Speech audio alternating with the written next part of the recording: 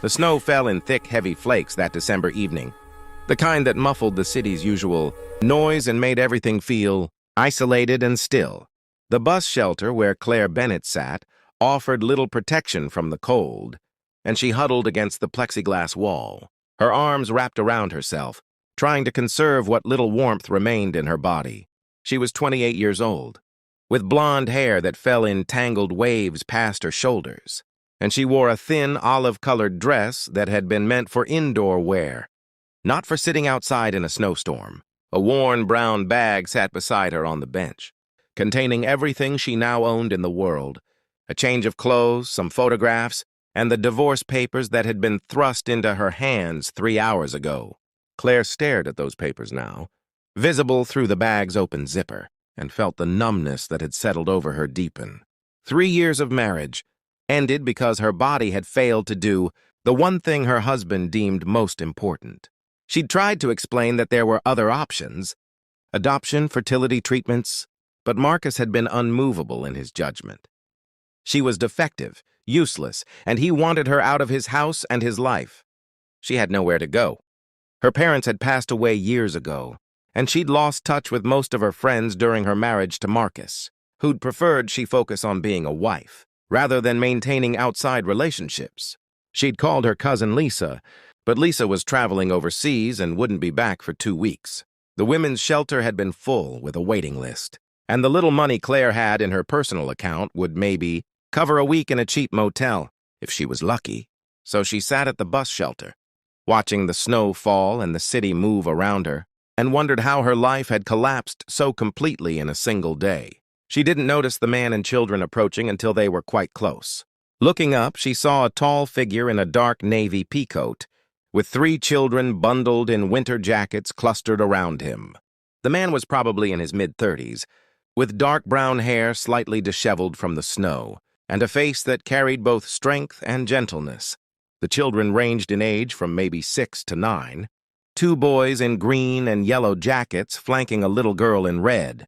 The man paused near the bus shelter, and Claire saw his eyes taking in her situation: the thin dress, the worn bag, the way she was shivering despite her best efforts to appear composed. She looked away, not wanting to see pity in another person's eyes. "Excuse me," the man said, his voice gentle but concerned. "Are you waiting for a bus?" Claire knew the shelter had a schedule posted, knew that he could easily check and see that the last bus on this route had departed 20 minutes ago. There wouldn't be another one until morning. But she nodded anyway. "Yes, just waiting." "In that dress? Without a coat? Ma'am, it's 12 degrees out here." "I'm fine," Claire said, though her voice shook with cold and something else. Despair, maybe, or the exhaustion of pretending she was fine when everything had fallen apart. The little girl in the red jacket tugged on the man's sleeve. "Daddy, she's freezing. We should help her." "Emily's right," one of the boys added. "Remember what you always say about helping people who need it?" The man knelt down near the bus shelter opening, putting himself at a less intimidating height. "My name is Jonathan Reed. These are my children, Alex, Emily, and Sam. We live about 2 blocks from here. I'd like to offer you a warm place to stay tonight, at least until you can figure out your next steps. It's not safe for you to be out here in this weather." Claire shook her head automatically. "I can't accept that. You don't know me. I could be dangerous." Jonathan gave a slight smile. "You're sitting in a bus shelter in 12-degree weather without a coat. The only danger you pose is to yourself. Look, I understand if you're wary of strangers, but I have 3 kids with me, which should tell you something about my intentions. And I can't, in good conscience, drive past someone who clearly needs help. So please, let us at least get you warm and fed. After that, if you want to leave, I'll call you a cab to wherever you want to go. Deal?" Claire looked at his face, at the genuine concern there, and at the 3 children, watching her with the kind of open compassion that children have before the world. Teaches them to look away, and she thought about sitting in this shelter all night, about the very real possibility that she might not survive the cold, about how she had no other options that didn't involve slowly freezing to death. "Okay," she whispered. "Thank you." Jonathan helped her stand, and she realized just how weak the cold had made her. He immediately shrugged out of his own coat and draped it around her shoulders, leaving himself in just a sweater. "Sam, give me your hand." Alex, you hold Emily's. Let's get home. They walked through the snowy streets, a strange little procession, until they reached a comfortable two-story house, with warm light glowing from the windows. Inside, the home was cozy and lived in, with children's artwork on the refrigerator and toys neatly organized in bins near the living room. "Kids, go get changed into your pajamas," Jonathan said, helping Claire to the couch and wrapping a blanket around her. "I'll make some hot chocolate in a minute." "Can we make some for the lady, too?" Emily asked. "Of course." As the children thundered upstairs, Jonathan disappeared into what Claire assumed was a bedroom and returned with a thick sweater and warm socks. "These were my wife's," he said quietly. "She passed away 18 months ago. I think she'd be happy knowing they were helping someone." Claire changed in the bathroom, grateful for the warmth of the sweater and the way the thick socks made her feet stop aching from the cold. When she emerged, Jonathan had hot chocolate waiting, along with sandwiches that she realized with embarrassment she was ravenous for. The children returned in pajamas, and they all sat around the kitchen table while Claire ate and Jonathan supervised homework. It was such a normal domestic scene that Claire felt tears prick her eyes. This was what she'd wanted, a home, a family, children, and she'd been cast out because her body had betrayed her. "Are you okay?" Emily asked, noticing Claire's tears. "Did someone hurt you?" Claire wiped her eyes. "I'm okay, sweetheart. Just grateful for your father's kindness." After the children were in bed, Jonathan made tea and sat across from Claire in the living room. "You don't have to tell me what happened," he said gently. "But if you want to talk, I'm here to listen." And Claire found herself telling him everything. About her marriage to Marcus, about the years of trying to get pregnant, about the tests that revealed she would likely never be able to conceive naturally, about Marcus's coldness, his growing resentment, and finally that afternoon, his announcement that he wanted a divorce, that he'd already found someone else, someone younger and more fertile, that Claire needed to pack her things and leave immediately. "He said I was broken," Claire finished, her voice barely above a whisper. "That I'd failed at the one job a wife is supposed to do. And he's right. I am broken. I can't give someone the family they deserve." Jonathan was quiet for a long moment, and when he finally spoke, his voice was firm but not unkind. "Your ex-husband is a cruel man and an idiot.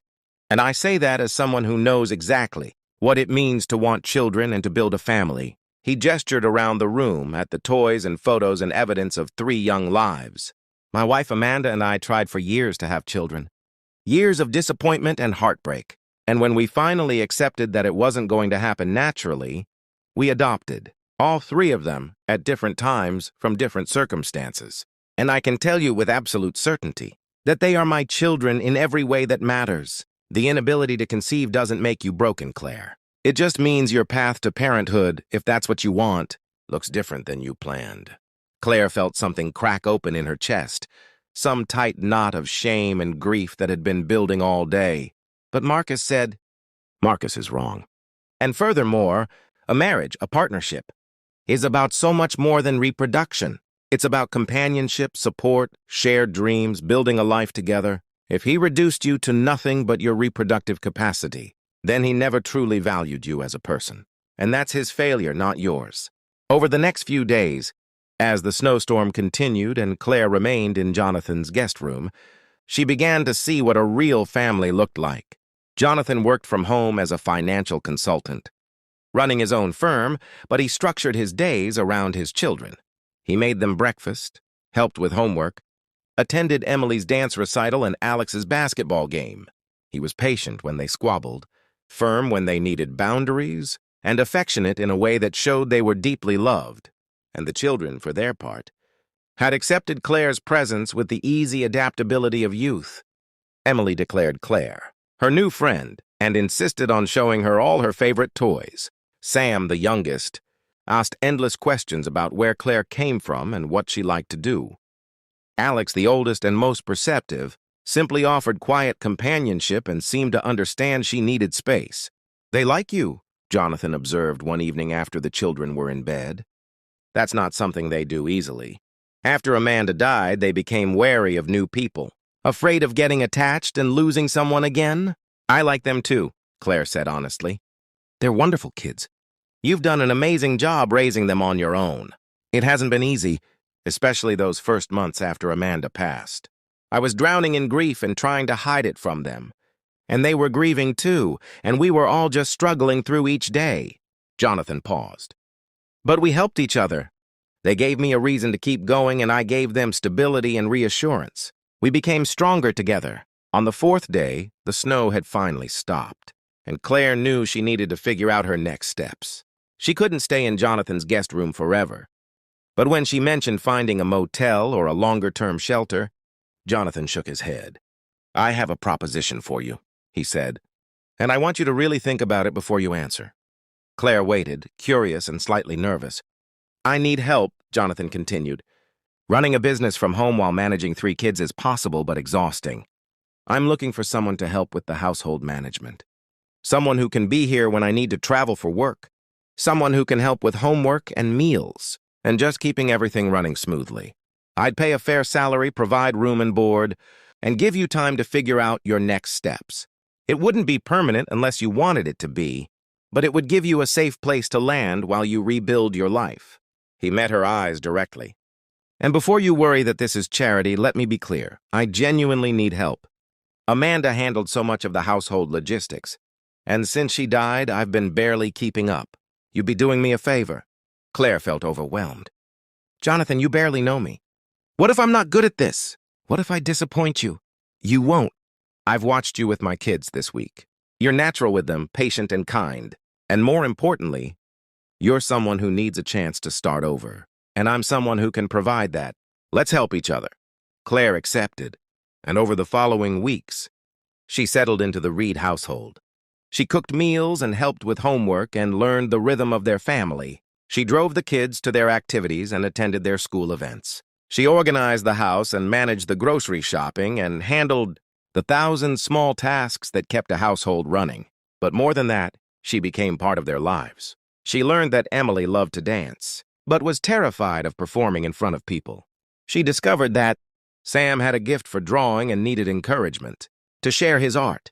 She found that Alex worried about his younger siblings constantly, taking on too much responsibility for a 9-year-old, and needed permission to just be a kid.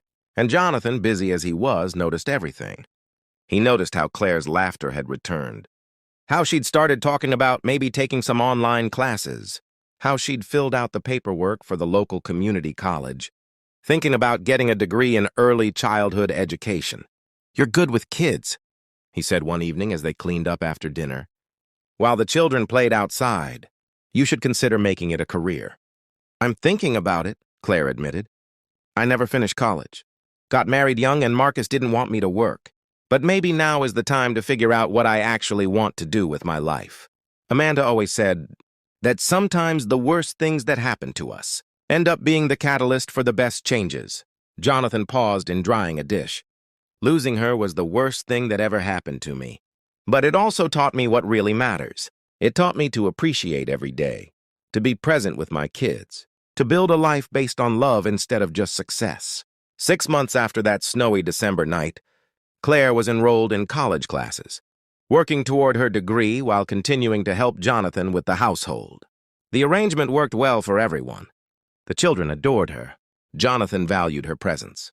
And Claire, for the first time in years, felt like she had purpose and direction. She was studying at the kitchen table one evening when Jonathan came home from a rare, in-person meeting with a client. He looked stressed, running a hand through his hair in frustration. "Bad meeting?" Claire asked. "Complicated meeting. The client wants me to relocate to New York for 6 months to oversee a project. It's a huge opportunity, could really grow the business. But I can't uproot the kids from school, and I can't leave them for 6 months. What if you didn't have to leave them?" Claire said slowly. "What if I came with you? All of us, I mean. The kids could do remote learning for 1 semester, and I could manage the household in New York just like I do here. It would be an adventure." Jonathan looked at her with an expression she couldn't quite read. "You'd do that? Move to New York temporarily just to help me?" "You helped me when I had nothing," Claire said simply. "You gave me a home and a purpose and a family? Of course I'd do that." Jonathan sat down across from her, and Claire noticed he looked nervous, which was unusual for him. Claire, I need to tell you something. And I don't want it to change our arrangement or make things awkward, but I can't not say it anymore. Claire felt her heart start to race. Okay, I've fallen in love with you, Jonathan said quietly. Not because you help with the kids or because you've made my life easier, though you have, but because you're kind and strong and brave, because you came back from being told you were worthless and proved that wasn't true, because my children love you, and I trust their judgment completely, because when I think about the future, I can't imagine it without you in it. He held up a hand before she could respond. I know this is complicated. I know you're still recovering from your divorce. I know there's a power dynamic here because I'm technically your employer, so I'm not asking for anything right now. I just needed you to know that you're important to me, that you matter, not as an employee or a nanny or a helper, but as a person I've come to care about deeply. Claire felt tears streaming down her face. I love you too, she whispered. I've been trying not to, trying to keep it professional, but I can't help it. You've shown me what love actually looks like. Not possession or control or conditional acceptance, but respect and partnership and choosing each other every day. Jonathan reached across the table and took her hand. I want you to know something. Your ex-husband made you feel like you weren't enough because you couldn't have children. But Claire, I have 3 children. I don't need you to give me a family. I already have one. What I need is a partner to share that family with, someone to build a life alongside, and I'd choose you, infertile and all, over anyone else in the world. They sat there for a long moment, hands clasped across the kitchen table, and Claire felt something settle deep in her soul. She'd been thrown away because she was deemed broken, but Jonathan had picked her up and shown her that she'd never been broken at all, just hurt and undervalued by someone who couldn't see her worth. They did move to New York for 6 months, all 5 of them, and it was chaotic and wonderful and exhausting. When they returned home, Jonathan asked Claire to marry him, and she said yes without hesitation.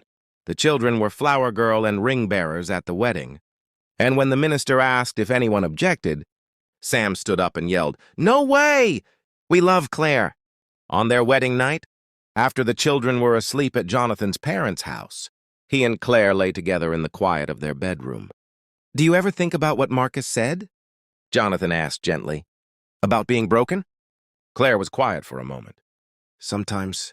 But then I remember that I have 3 incredible children who call me mom, that I have a husband who values me for who I am, not for what my body can or can't do, that I have a master's degree in early childhood education and a job I love at the Children's Center, that I have a life full of meaning and purpose and love. And I realized that Marcus was wrong about everything. I was never broken. I was just with the wrong person, someone who couldn't see what I had to offer."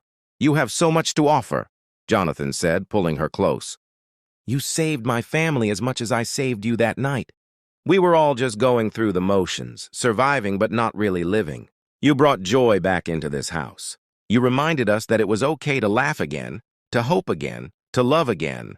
Years later, at Emily's high school graduation, Claire sat with Jonathan and watched their daughter receive her diploma. Sam and Alex sat on her other side, both of them taller than her now, both of them successful in their own pursuits. "Mom," Emily said in her graduation speech, "once told me that sometimes the worst things that happen to us end up being the best things in disguise. She was thrown away because someone couldn't see her value, but that led her to our family, to a father who needed help and 3 kids who needed a mom. And now I can't imagine life without her. She taught me that our worth isn't determined by what we can or can't do, by what we look like or what our bodies are capable of. Our worth is determined by how we love, how we show up for people, how we turn our pain into compassion for others." Claire wiped tears from her eyes as Jonathan squeezed her hand.